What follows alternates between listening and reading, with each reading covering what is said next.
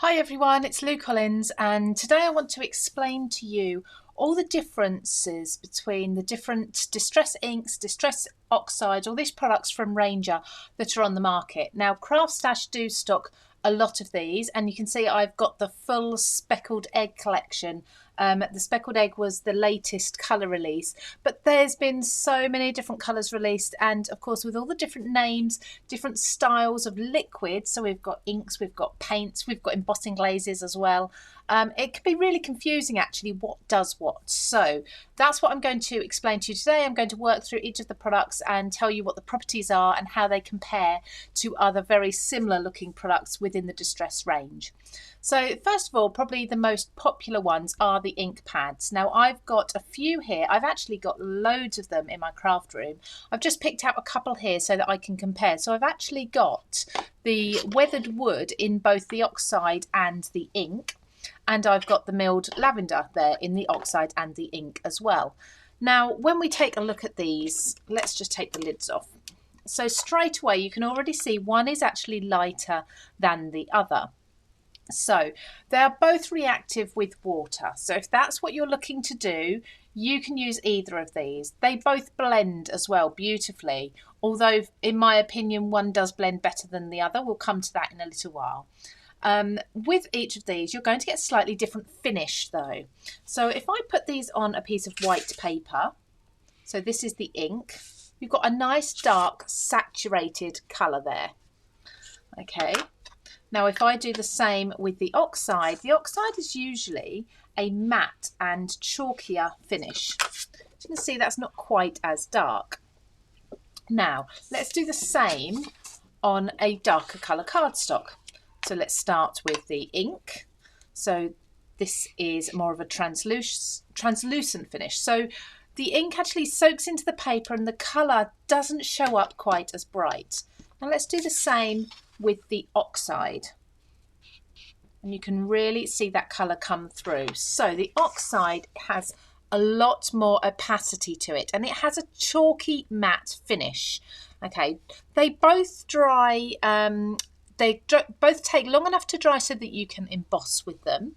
Personally, I prefer to emboss with the oxides because they don't pool on the rubber stamp the way that the inks do, not quite as much.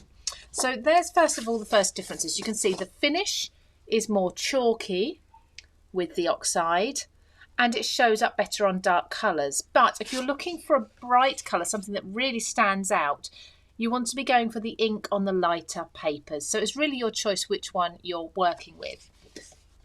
Now, coming back to this one, you'll see that they're both reactive with water. So I'm just taking a water spray bottle and you can see you can reinvigorate them like so. Both, in my opinion, both equally as well. I think they work beautifully together and you can do this across the entire range of the distress inks and the distress oxides. So there really isn't much in the way of a difference with that. Saying that though, I have found that with the oxide you get more of a smooth finish to the watercolour effect once you've sprayed it with water. And with the ink it seems to soak into the paper, whereas the oxide sits on top. So much as when you put the ink directly to the paper and don't wet it, you do still get that less translucent, that more opaque finish, even after spraying with water with the oxide. So now we're going to have a look at blending these together. You might be thinking about creating beautiful backgrounds. So I'm going to take the distress ink in both the milled lavender and the weathered wood and blend a little bit of these in. I'm going to put down a craft mat underneath just to protect my surface. I'm going to load up my foam applicator with the ink. Now this is quite a pale ink, but we'll be able to see. So that goes on there and that's quite a nice blend. I mean, milled lavender is a pale colour, okay, but what I find with the ink, because it's almost thinner, it seems to soak into the paper quite quickly and you can risk getting these lines. Now let me just blend from the other side using the weathered wood ink. And again, although I'm using a foam applicator and I'm using it's a watercolour paper, but it's a smooth paper. We have a few lines there, so I can come back with this one and I can blend that. It's quite nice. It's quite nice to blend through, but those colours are quite pale there. Okay, so not a bad blend at all. We have got some streaks and some marks in there, and if you're going for a distressed look, that's perfect, of course. Now I'll quickly show you something you can do with distress inks, is just spray a little water into your hand and you can flick it onto the ink afterwards.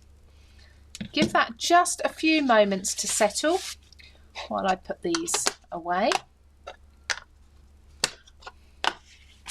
And you'll see what's starting to happen. I'll lift this up in a moment. We're getting almost a dilution of the ink where the water's sitting, and the colour is darker around the outside of those wet patches. So if I take a piece of kitchen towel now and I just soak up, you can air dry or you can heat dry this rather than lifting off with the kitchen towel, but you can see there we've lifted off some of the colour, and that's that water reactive property that distress oxides and distress inks all hold, and really that's what they're very much known for. So that's the ink blending. Now on a different piece of paper I'm coming to the oxides, so I'll do the same again. So taking lots of ink onto my foam pad. Now with this one I've got a creamier consistency, so actually blending this feels much smoother in my opinion. This is, like I say, this is quite a pale colour, the milled lavender. And then just taking some of the excess ink off of this so I can use the weathered wood.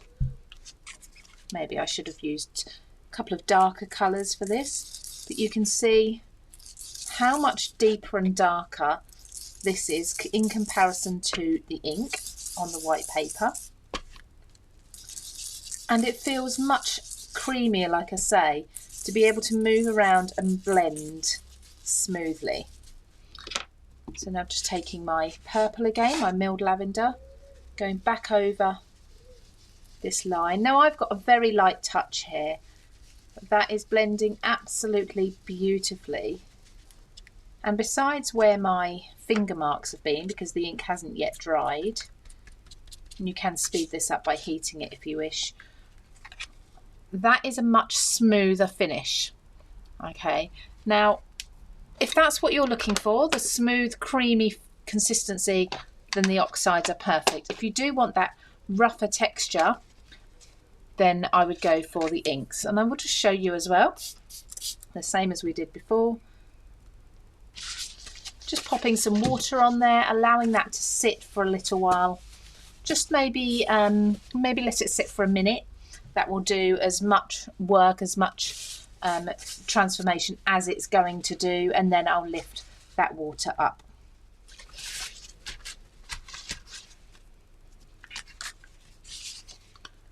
So there you can see, very similar, but I do feel that the water doesn't make quite as much of an effect on the oxide as it does on the ink. The next product in the ranges that I'll look at with you is the distress sprays. So we have the spray stain and the oxide spray. Essentially, they are a very similar ink to the ones that you get in the ink pads, but of course in a bottle with a spray applicator and slightly more fluid, so of course they work with the spray applicator there. Now if I just have a look closely at this, you'll be able to see already that is more of a creamy consistency, and this will need shaking because it will settle. So you can hear inside there,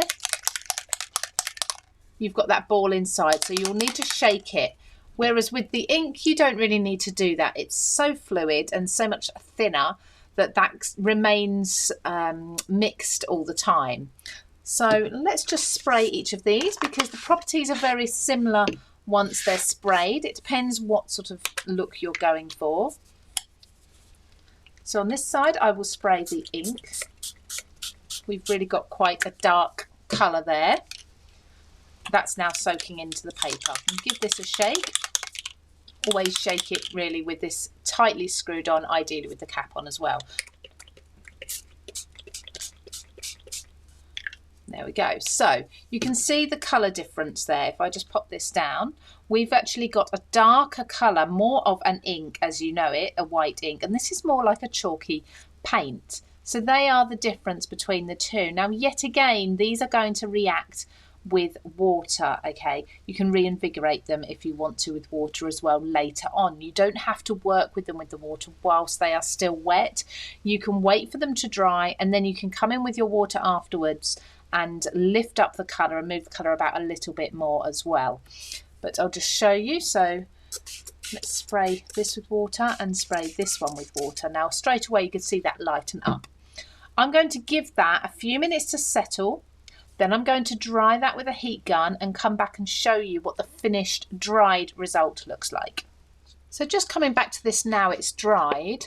This is the oxide and this is the ink spray, so the distress stain spray, or spray stain, sorry. So with this one you can see the colours kind of soaked into the paper there. So you can see the texture of the paper through it. If you had a stamped image or something underneath this, you would still see that stamped image through quite clearly. There's a translucency to the ink.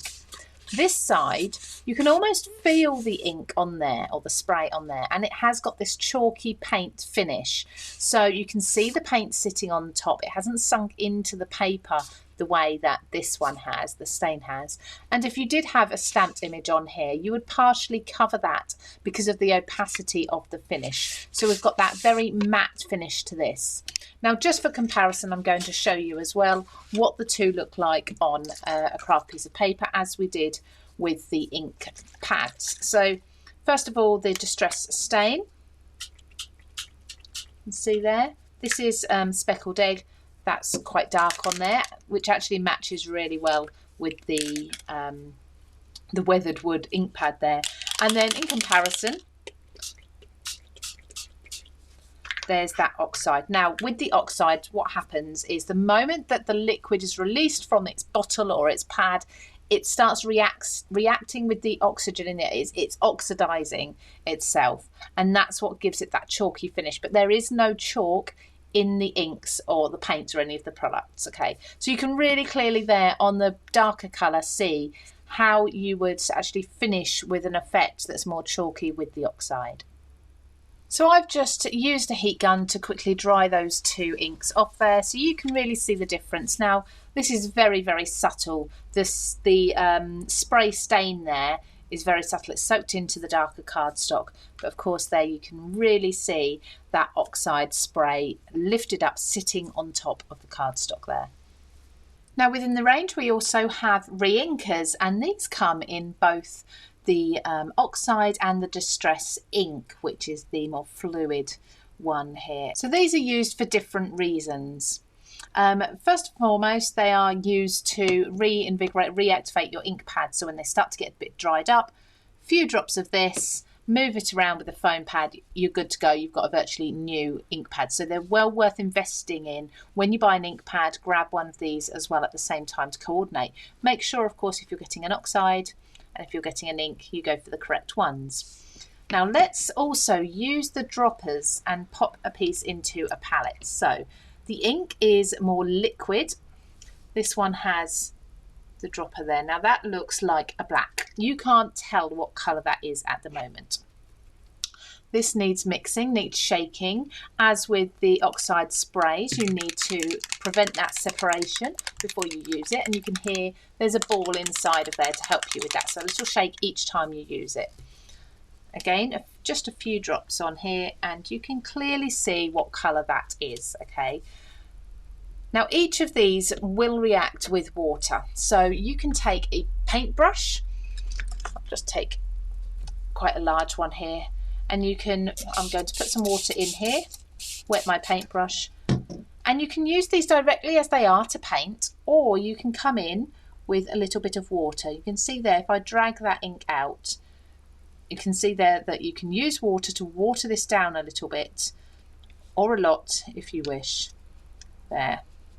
And you could then paint with this if you wanted to, in the same way as you would a watercolour paint, which is really handy. Now just clean my brush off and use some clean water for the oxide. Again, you can mix it with water, you can make it even more fluid if you want to, but the colour doesn't change quite as much. With the Distress ink, when you mix water with it, you get that paler and paler colour. You do so a little bit with the oxide, but nowhere near as much. But you can still watercolour with this. You can use water to mix it and move it around the same way as you would if you were watercolour painting. Now, of course, if you are watercolour painting with these, you're going to get that matte finish. With the oxide, you're going to get that normal paint finish. It's not a gloss, but it's certainly not the chalky finish with the ink. Just two more products to go through with you. We have the paints as well. So the Distress paint is an acrylic paint, so it's water-based. And what I love about this is that it will go on multiple surfaces. So you can work on plastic, on wood, on metal, of course, on paper, acrylic, things like that. So acetate and such like. And you're always going to get that chalky finish. Okay, so if I take a sheet of our paper, again, we need to shake this. So give it that rattle. And then just a few drops on here. So it's quite a thin acrylic paint. I've known many other acrylic paints to really be quite thick and gloopy. This one's nice and thin. I'm just going to use my finger because I like to get messy.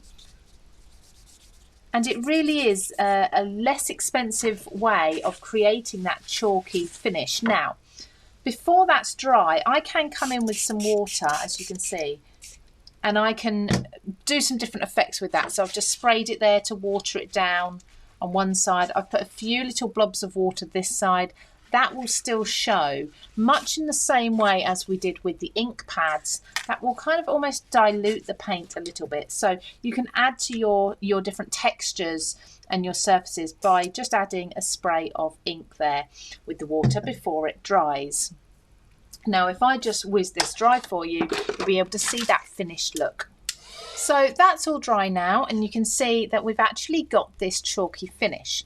Now, over here on the right hand side, this is where I sprayed it with water quite heavily whilst it was still wet. And we had that reaction where it blended with the water nicely. And we've actually got, despite the fact this is a messy paint splodge spread with my finger, we've got a nice watercolour bleed through there. So you can really do this all over. You can get some nice ombre effects as well if you want to. I also flicked or sprayed a little bit of water in this area. You can see this blotchiness that we've got, but you could really go to town with that and do that a lot more if you wanted to by spraying the entire surface, adding some big blobs of water with your fingers, much the same way as we did with this, and allow it to react. But with these paints, with these Distress paints, you do need to work with them while they are still wet. They will only react with water whilst they're wet. Once the paint has dried, the genius thing is it's now waterproof. Okay, so now we can do our layering. Now we can put, say, a crackle paint over the top, and it will not mix and it will not affect, it will not reactivate this layer underneath. So if I just show you, I'm going to spritz this with some water because that paint is now dry and we've got that chalky finish to it. I'm going to take a piece of, I'm letting that sit for a moment to see if that will make any difference. Piece of clean kitchen towel there. Lift off that water there, and you can see, despite my towel being wet, there's absolutely no paint has transferred. This is completely waterproof. We can go in with whatever colours and things we want over the top of this now. The very last product that I want to talk you through is the Embossing Glaze. So again, quite a new product, absolutely beautiful. Now this is not a very opaque embossing powder. You're not going to be able to emboss this with clear embossing paint ink onto a black piece of paper and be able to see it. It will be a glaze, not a solid colour, and I'll show you what I mean. So first of all, I'm going to take my Distress embossing ink, which is just an embossing ink. Doesn't have all the major properties that you'd expect from anything that's distressed. It's just within the range. And I'm going to ink this up really nice and wet. Now this is just a really old stamp, as you can see by the colour. I'm going to stamp that there.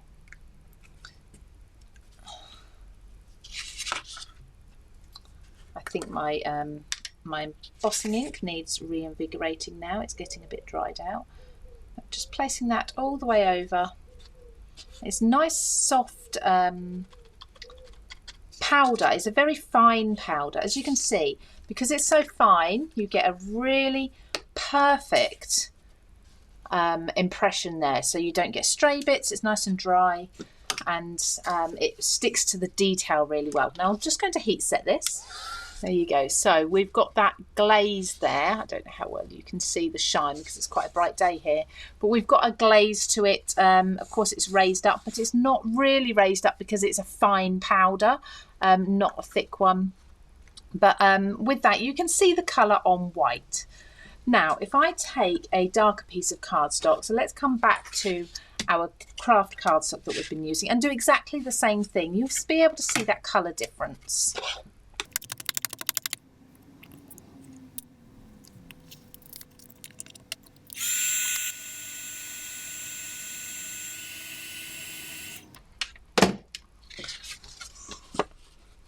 So there's the difference. Now we've lost the colour.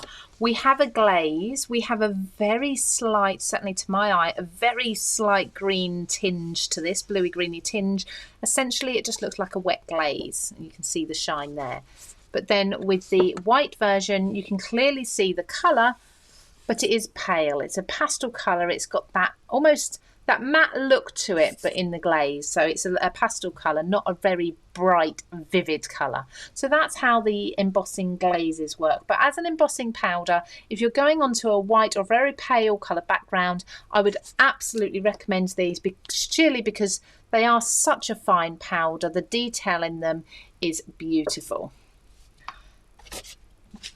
So hopefully that's talked you through lots of these different products that we've got in the Distress range and helps you to understand what you're going to be using for what projects.